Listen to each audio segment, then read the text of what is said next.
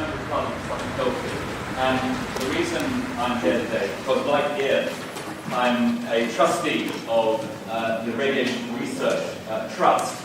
Ian is a much better person than me to chair this session because he is at the very least scientifically trained.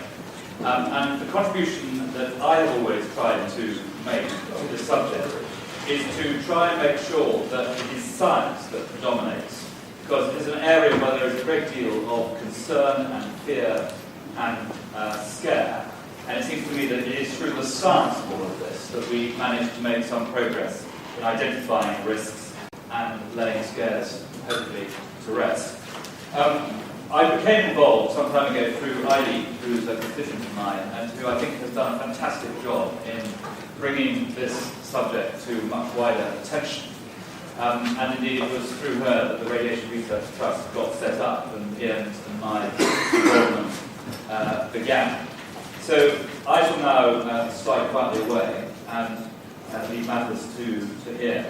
And I think we are hugely privileged to have such an eminent speaker this afternoon.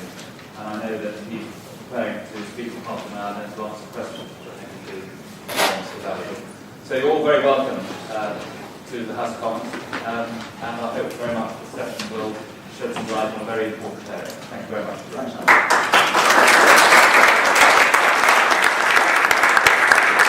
Thank you, Andrew. I hope you're taking public transport to stop burning CO2 into the atmosphere.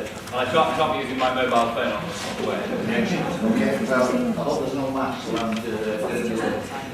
Thank you very, very much all for coming. Indeed, I've sort of lived with this problem through constituents coming to see me in local papers campaigning on the issue for several years now. And it's something that won't go away as far as constituents in Norwich are concerned and right across the country. And although we don't have the kind of evidence that we might need to make the rational, sort of scientific decisions, which are, pretty foolproof, not that science is ever foolproof, but it's pretty good at it at sometimes getting things right. It knows a virus from a bacterium, for example, that causes a disease. We can find things out. I think, a lot of people are very demanding of more work being done in this field to find out what the problems are. I joined the Radiation Trust because I've always been concerned about low levels of radiation, be they overhead pylons, or whatever.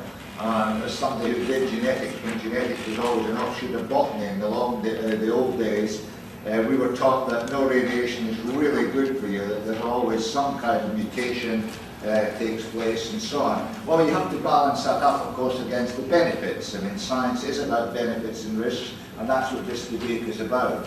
And the public have made their decision for whatever reason. I'm not going to hear about that today, but as the science moves forward, I think it helps to inform the debate. So we're very, very fortunate today, I think, to have somebody who's a very distinguished academic who's come across from the United States. And they're not always the best scientists, I always used to say that, but they're pretty good at it because they're well funded and they can do research. So as we're looking forward to hearing how good your research is and what kind of results you have, please try and convince us.